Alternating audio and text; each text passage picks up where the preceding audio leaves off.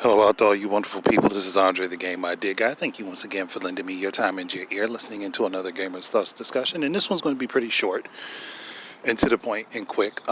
This is more like a minor theory, I guess a prediction, you would say. And it doesn't have to necessarily apply to E3, but it was just something that just occurred to me because I was just thinking about all of the different controllers from the different platform creators.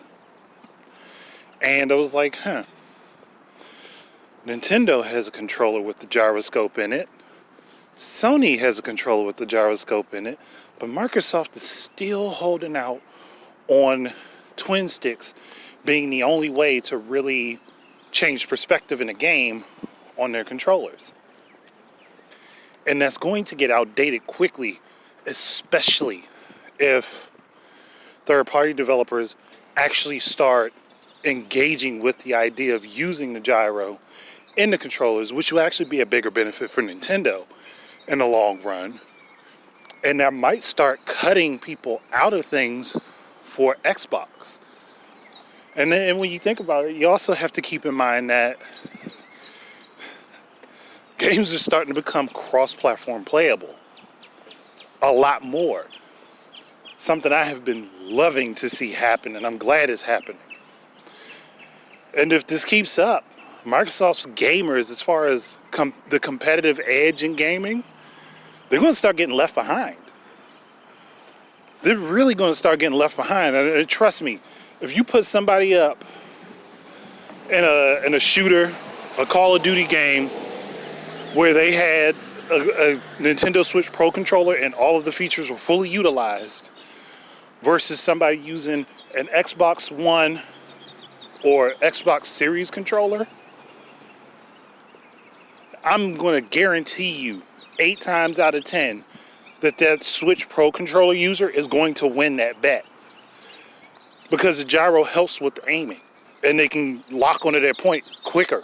Once you get used to using it, it is a lot more efficient than twin sticks alone. So, my thought process is that the next Xbox controller, the Xbox Series Elite controller, when they do decide to announce it and show it off, it's going to include gyro. That's going to be one of its prominent features. It's probably going to be a controller that has a built-in battery. So a built-in rechargeable battery, because they're going to charge an arm and a leg for this. So it's going to have a built-in rechargeable battery. And it's going to end up having gyro. And it'll probably mimic a lot of the stuff from the Xbox One Elite controllers, where you can change out the D-pad and buttons and stuff. It's just a hunch that just kind of hit me just now, which is why I'm talking about it. And people will hear this early on Anchor.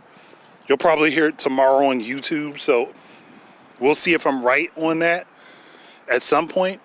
But I get the feeling that that's going to happen, because they're going to look at it like, well, we want our players to be able to have a competitive edge or match the competitive edge of other players on the other platforms for crossplay. So I think that that's going to happen, and Microsoft's going to fully embrace it.